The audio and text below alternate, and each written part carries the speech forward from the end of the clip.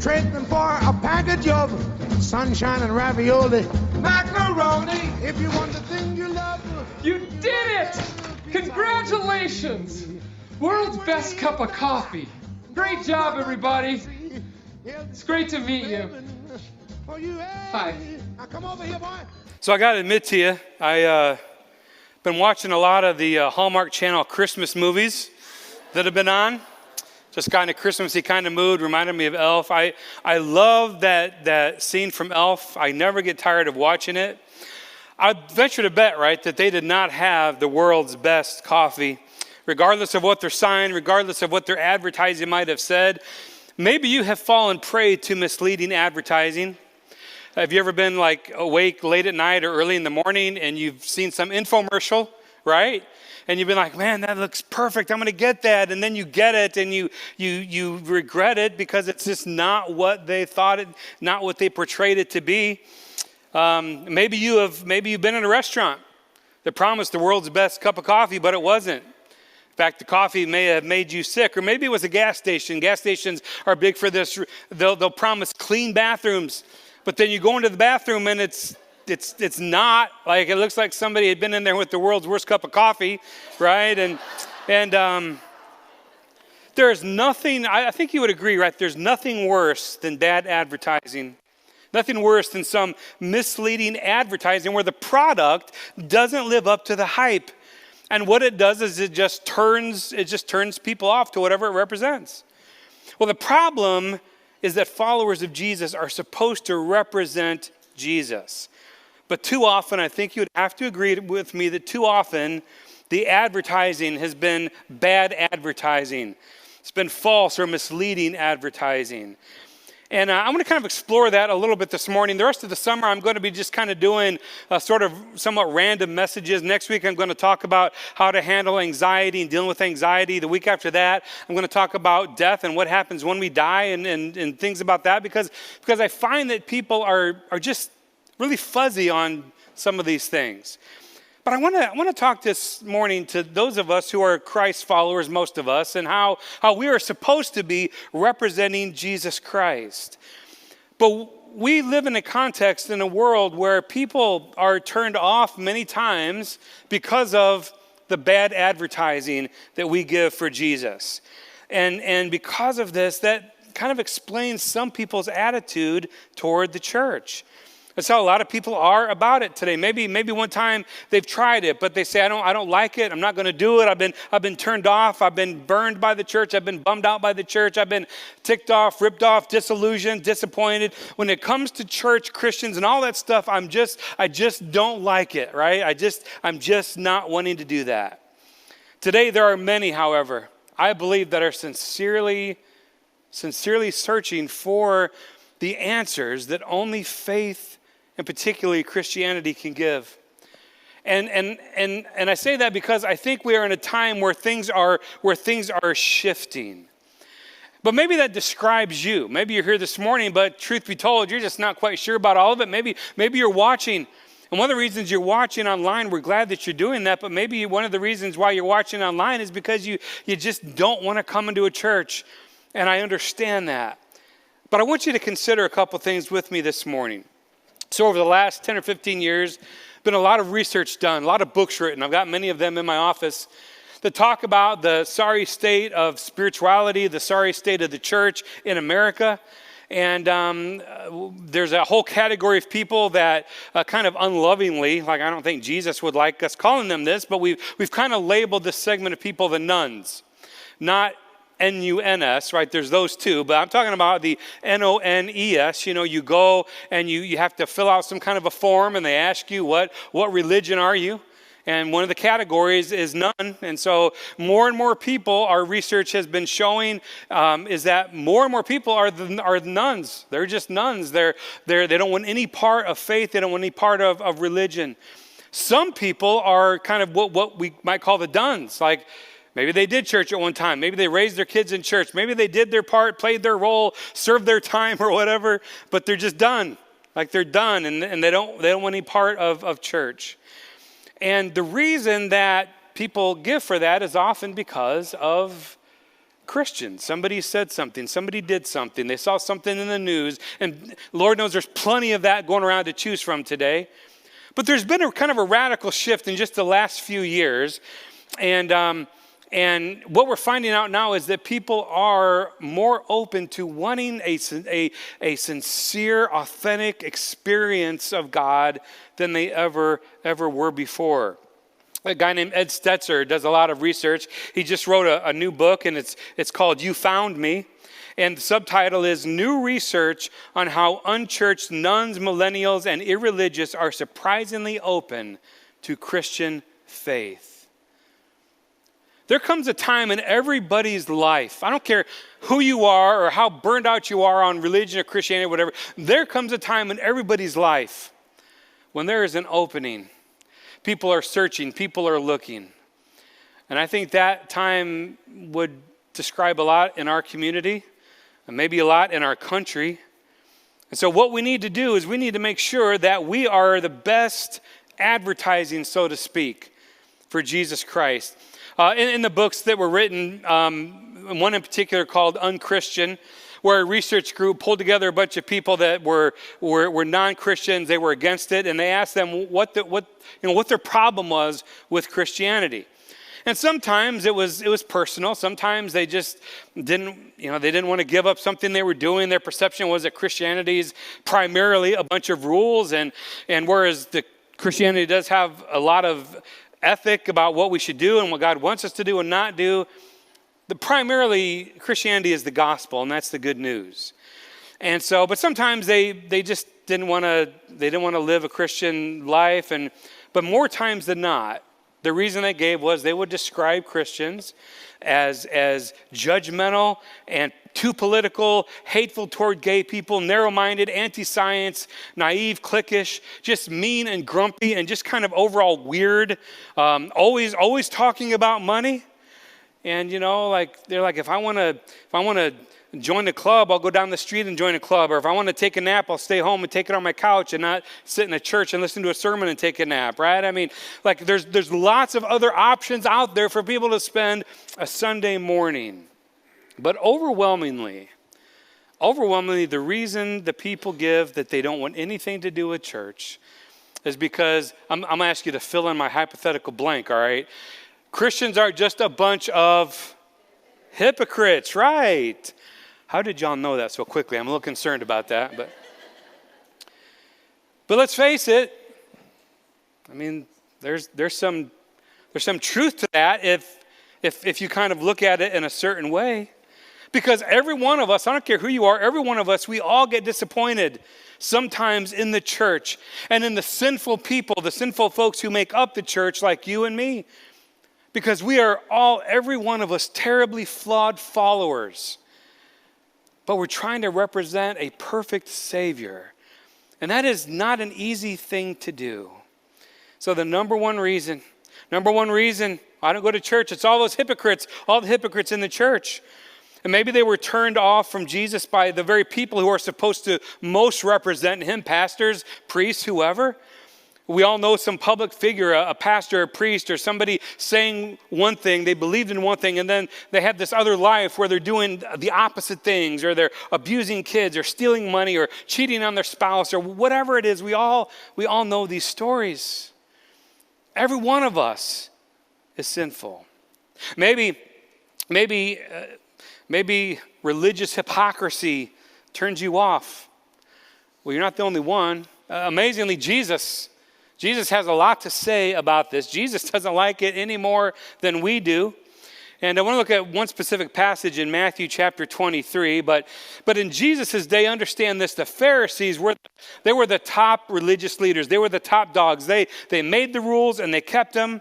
And they kept all these rules. On the outside, they looked good, but Jesus could see right through them. Jesus could see their hearts, their thoughts. And even though on the outside they all looked wonderful, Jesus knew there was other things going on. And Jesus dealt very, very harshly with religious hypocrites because their hearts were corrupt. And many of us make the mistake and we sin. It's not our purpose. It's not because we want to, but we just do. But these Pharisees, they were kind of like, they had made a fine art out of it. And so in chapter 23, verse 1, it says, Jesus said to the crowds and to his disciples, the teachers of the law and the Pharisees sit in Moses' seat. So you must be careful to do everything they tell you, but do not do what they do, for they don't practice what they preach. How many parents have you ever said that to your kids? Let me ask it this way. Kids, have your parents ever said that to you? Hey, do as I say, not as I do, right? Like that doesn't get very far, right? I mean, we know that the motives are good, right? Intentions are good. But Jesus says, don't do what they do, for they don't practice what they preach. They tie up heavy, cumbersome loads, and they put them on other people's shoulders. But they themselves are not willing to lift a finger to move them. Everything they do is done for people to see. He says, woe, speaking directly to them, woe to you, he says. Woe to you, teachers of the law and Pharisees, you hypocrites. You travel over land and sea to win a single convert, and when you have succeeded, you make them twice as much a child of hell as you are, right? Jesus, like, how do you really feel about this? You know, don't hold back. But then he gets down to verse 23 in chapter 23, and these are the words on the screen. I want you to look at these. Again, woe to you, you hypocrites. Like, you give a tenth of your spices, mint, dill, and cumin, but you have neglected the more important matters of the law, justice, mercy, faithfulness. You should have practiced the latter without neglecting the former. You blind guides. You strain out a gnat, but you swallow a camel. Woe to you, hypocrites. You clean the outside of the cup and dish, but inside they are full of greed and self-indulgence. Blind Pharisee. First clean the inside of the cup and the dish, and then the outside will also be clean. Woe to you, you hypocrites. You are like whitewashed tombs, which look beautiful on the outside, but on the inside are full of the bones of dead and everything unclean.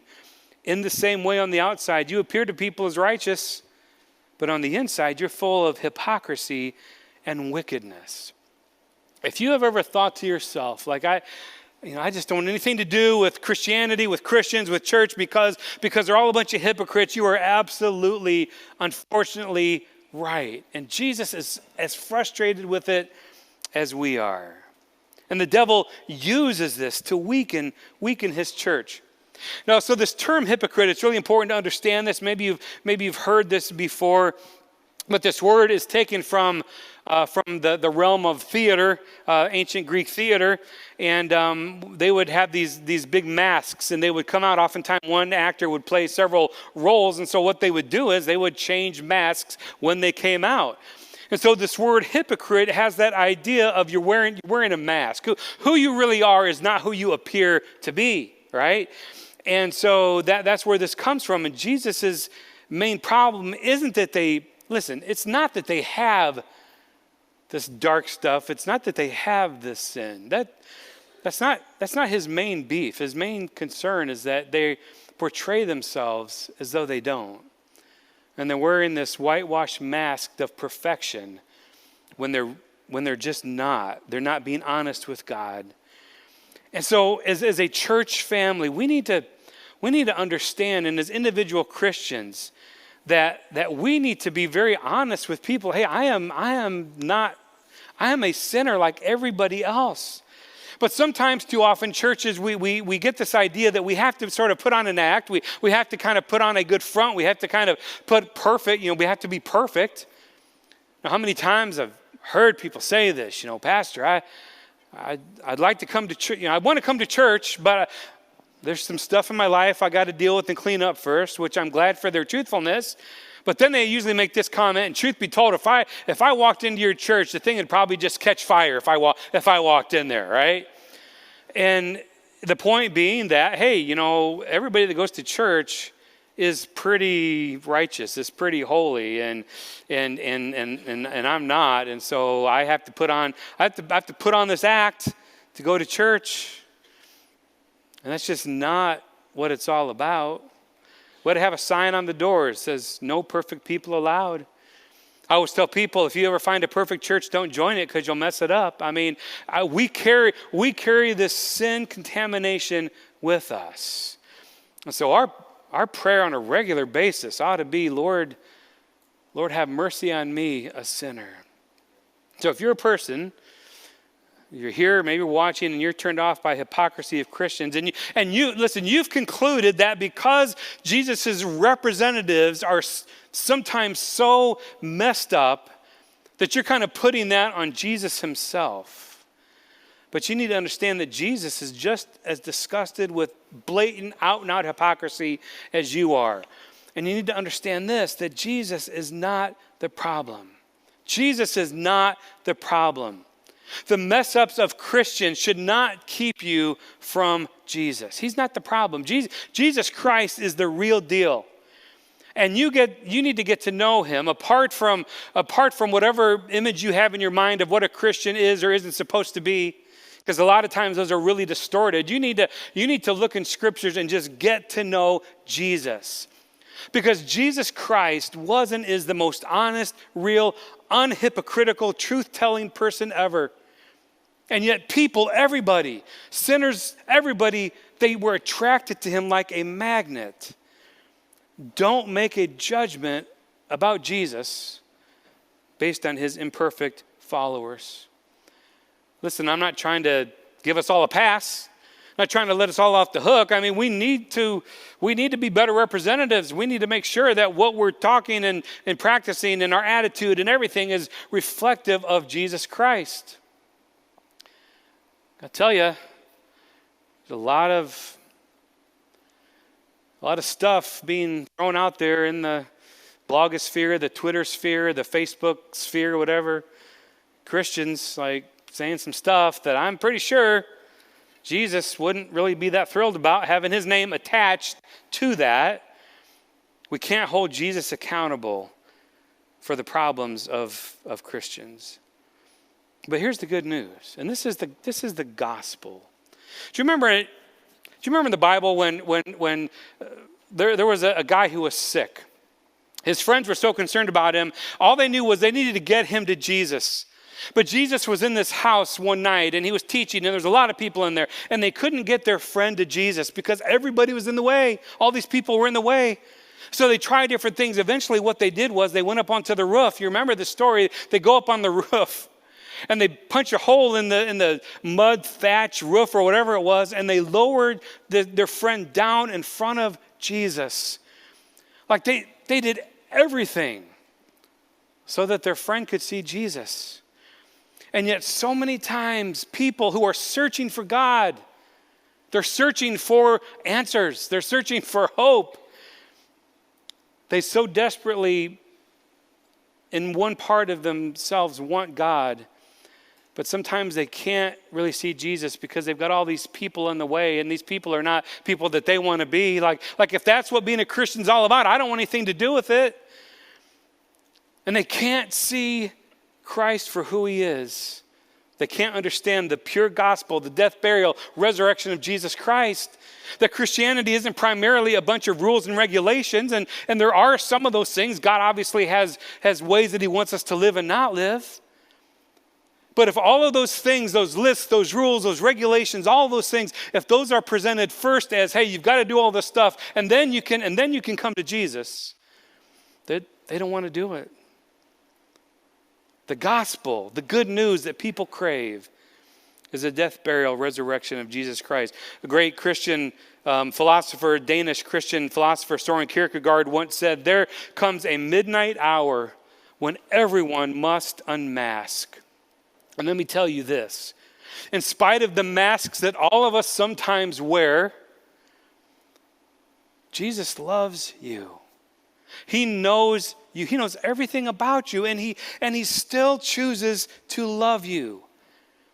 And so what we have to do is we just got to be honest with God, because ultimately everything behind that mask is going to come out anyway. And when the church of Jesus Christ is working in an atmosphere of grace and love and acceptance and a realization that we're all broken, messed up, sinful people, then there's going to be hope and healing and salvation and reconciliation and joy and love and tears and laughter, because there's no need to keep these masks on, because we all know that we're all sinful people. Jesus dislikes hypocrisy, but he loves so much the people behind the mask. And so if you If you are, or if you've ever been on the outside of the church because of this, I want to stand before you and say, you know what? I recognize that I am a part of the problem. You know, I've not lived up to so much that Jesus has called me to be and called me to do. I'll just be straight with you, and I am sorry about that. I'm a work in progress. I'm in the process of becoming who He is making me to be. But I'm moving forward. Are you moving forward? That's all we can do. Like, we can just keep moving forward in this pilgrimage, in this journey of faith. But there are some who are really turned off by church, by the false advertising of Jesus put forth by His flawed followers because of a lot of things. Over the last 2,000 years since the beginning of the church, there have been some horrendous things. Many of you are probably aware of most of them, but horrendous things done in the name of Christianity, in the name of Jesus. And they're so antithetical to everything Jesus was about or taught. And so I don't know if this will get anywhere with any of you, or if you're watching, if you're just not sure about this church thing. But I want to go on record, all right? And I don't know if this will help or hinder or whatever, but I just want to offer an apology for different things that followers of Christ have bungled. Like they've just messed it up. I want to apologize for the Crusades. In the Middle Ages, there was about 2 centuries where in the name of God and the church, people went around killing other people, and they called it a holy war. I want to apologize for this thing called the Inquisition, this dark time, when people were put on trial for not believing the exact right things and then turned over to the government who beat them. I want to apologize for the slave trade in which ignorant men tried to justify biblically. Similarly, for people in our own country, I want to apologize for those who were or are racist, and then they use the Bible to justify their inhumane activity around slavery, around the Klan, or lynchings, or segregation, or all of it, or whatever. And unfortunately, that still continues today. Man, I want to apologize for just the bad name that's been given to Jesus in the church by cheesy televangelists who try to sell God like a Ginsu knife on an infomercial, who misrepresent God's heart and word regarding wealth and what it means to have faith, oftentimes for their own benefit and material success. I want to apologize as one for pastors and priests, people in positions of authority in the church that have used that authority, have used that position to commit horrible crimes against children or women. Then they tried to cover it up, and those above them tried to cover it up as well. I want to apologize for Christians who don't try to change the world through love and justice and relationships the way Jesus did, but try to do it through political power or coercion. And they have reduced Christianity to a political voting block or a political agenda. And in so doing, they have buried the true gospel, the good news, underneath a bunch of other stuff. I apologize for churches that are just toxic, abuse people, never really hold out the good news of the cross. I want to apologize also for churches that have watered down the truth so much they've been more concerned about being politically correct that they don't really have any real power or to help or save anyone. I want to apologize for churches, for preachers. We've all been guilty of this, who sometimes make Jesus seem boring or stupid or weak or irrelevant. I want to apologize for churches that maybe they just say this outright, or maybe they just make people feel this way, that if you're a Christian, you've got to choose between science and faith. That real Christians cannot accept and believe God's word while also accepting much of what mainstream science holds to be true about our physical world. That you cannot be a real scientist and use your brain and have faith at the same time. So much damage. So many people pushed away from the gospel because of that. I want to apologize to those who are desperately searching for answers to life's problem and have tried to go to a church, this church or another church, trying to find the gospel, trying to see Jesus, but couldn't get near him because of a bunch of rules and prohibitions and regulations and opinions about what good Christians, quote, do or don't do. can't get to the good news because of a bunch of human views. I want to apologize for Christians who are always on the news announcing for what they're against, but never for what they're for. I want to apologize for a lot of people who claim to represent Jesus and don't always get it right, and understand that Jesus warned us of this. He said that people will come claiming to speak for me in my name. I don't think I can fully convey to you what a terrifying thing it is to presume to get up and to speak for God. It's a terrifying thing. And sometimes that is abused. And I'm sorry. I'm sorry if you had maybe a Sunday school teacher or maybe a youth sponsor or whatever who belittled you, made you never want to go back because they made you take off your hat or stop running in the hallway or quit talking or quit laughing or quit breathing or quit chewing gum. I'm so sorry if you had parents who were Christians of a sort, but then they used the Bible as a weapon against you and made you think of God as something to be feared instead of someone to be loved. I apologize for that person who gossips and tears down and is just mean, yet maybe sits in the same building or the same pew with you every Sunday. I want to say I'm sorry for maybe that obnoxious Christian person that you knew or that you know who just makes you just not want to have anything to do with God. If that's what being a Christian is all about, I don't want anything to do with it. I'm sorry if you went to a church leader at some point. You went to a church leader because you had a real problem. And you went to them because you wanted help, and maybe they mishandled it, or maybe they didn't listen to you, or maybe they brushed it aside, or maybe they covered it up. Maybe they didn't offer you help. Maybe they didn't give you a simple answer. I'm so sorry on behalf of Jesus and the church and Christians everywhere. And I'm sorry because I'm a part of the problem, I got to tell you. Man, there are so many conversations I wish I could go back and reword. So many emails that I wish I could unsend. So many things I wish I hadn't done. So many things that I didn't do that I wish I'd had done. So many times where I blew it with people.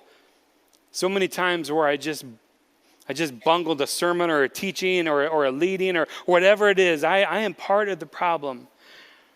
And my point is simply this, that we are all so different sometimes from this Jesus who we claim to represent. But if you relate to any of that, I want to encourage you to not give up on Jesus. It's not Jesus' fault. His followers do stupid things, say stupid things, act stupid ways. It's amazing that he still loves us. And I understand that, like, many of us are probably pretty good people. We don't mess up that often, but we still do. Don't give up on Jesus. Have you ever gone to a restaurant, and maybe you have, and the restaurant was horrible? We won't ask for examples, but I mean, there are some around us, right? And like you go to a restaurant and the meal's horrible, the service is horrible. Well, you wouldn't give up on going to any restaurants, right? Like you certainly wouldn't give up on food. Probably you would still eat food, right? And yet, people do that. People get a bad taste in their mouth and they say, well, I'm never going back. They have a bad experience with a Christian. So I don't want any part of it. But if you put your faith in Jesus, not his followers, not that person that you think is so super spiritual that is really as broken as you are, they just cover it up better. But you put your faith in Jesus Christ, the same yesterday, today, and forever, and you will never, ever be disappointed. You will never, ever be let down. Because that is, friends, the pure gospel, that Jesus is the Lord, that he died a death on our behalf, that he was buried, and that he rose again. He was resurrected, allowing us to be restored to a relationship with God. That is the gospel. That is what one writer called, that is the naked gospel, unadorned by all this other stuff that sometimes people think goes along with being a Christian. Don't give up on Jesus. And also, don't give up. Don't give up on the church. Don't give up on the church. You might have had a bad experience, and every single church is, none of us are perfect. We all make mistakes. And there are undoubtedly people in this town or wherever that could tell you a story about how this church mishandled something or bungled whatever, and they could tell stories about me. And I hear a lot of stories about other churches and other pastors and all these things. But listen, don't give up, because the church is a collection of imperfect people. But when the church is doing its best, my friends, the church is capable of some incredible stuff. You don't hear about all that. You just hear about the bad stuff that happens. Only when the church blows it. Only when pastors or priests blow it. But most of the world's efforts, for example, to rescue children from abuse, from sex trafficking, from poverty, done by Christians. Christians have always led the pace in prison reform and labor reform. Christians' concern for deaf led to advances in Braille. All the great literacy movements to help people get educated, all because of Christians. 128 of this nation's first 138 colleges founded by a church. The Royal Society for the Prevention of Cruelty to Animals owes its start to a Christian minister in Britain who said all of God's creatures matter. World Vision, Compassion International, Samaritan's Purse, Habitat for Humanity, Salvation Army, the YMCA, YWCA, Red Cross, International Justice Mission, Rafa House. The list is literally endless. All these things done because of the followers of Jesus Christ. There's so much more, but you don't hear about it. All we hear about are the bad things, the embezzlement, the affairs, all the stuff that people are drawn to. You don't hear about the good stuff. Chick-fil-A. So you're waiting, right? I know he's going to work Chick-fil-A in this thing somehow, right? You know the story. I've said it before. Christian or Chick-fil-A, a private family-owned business, dared at one point to say that, hey, we believe that marriage is between a man and a woman, and that's the way the Bible defines it. That's the way God wants it. And they were vilified by the press. They were banned, picketed, boycotted, called homophobic hate mongers all over the news several years ago. But it didn't get a whole lot of press when some workers opened the Chick-fil-A store in Orlando, Florida on a Sunday, which they're never open on Sunday. But they did. They opened on Sunday, not to make a profit.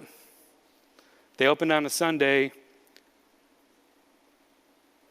to volunteer, to give their time, and to make free food to show God's love to hurting people after that shooting rampage at an LGBT nightclub in Orlando a couple of years ago. See, once in a while, I think it's more times than we would really understand, but once in a while, the love of Jesus actually bleeds through, and the church really does become the glory of the bride of Christ. We're not perfect. If you've been turned off by the church, maybe you've given up on God. The good news is that God has not given up on you. And the door to God, the door to church is never closed. It's always an open door for you to come. And we want this to be a place where you can be honest about yourself. A place where you can find true community. Like not perfect community, but community in the sense of let's be real and let's be honest with each other. A place where you can become more like Jesus. Where together we can strive to make a difference in our world. A world filled with brokenness and confusion and death. A world which desperately needs the good news of the gospel. That there is a God who loves us very much. That there is a God who loves us so much he became a human being. So that he could take our place on that cross. So that he could take our sin upon himself. And that he could pay that price for our sin. Because we're a flawed people. That is the simple gospel, the death, burial, resurrection of Jesus Christ. That is what it's all about.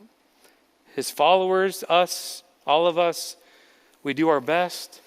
Hopefully we're getting better. Hopefully we're moving forward in our journey toward maturity, toward Christ-likeness. A lot of us have a long way to go. But don't put that on Jesus. Don't put that on Jesus. Church, let's strive let's strive to be the best representative of Jesus as we can. And the only way we're going to be able to do that is to study his word, to worship together, to fellowship together, to be in community together, to love one another, to support one another, to encourage one another. It's the only way that this world's going to change, and it starts right here with us in our community. And every other church, if we would just link arms together and strive to be not perfect, but take off the masks and just be real people, real Christ followers struggling to do the best we can, and then are amazed at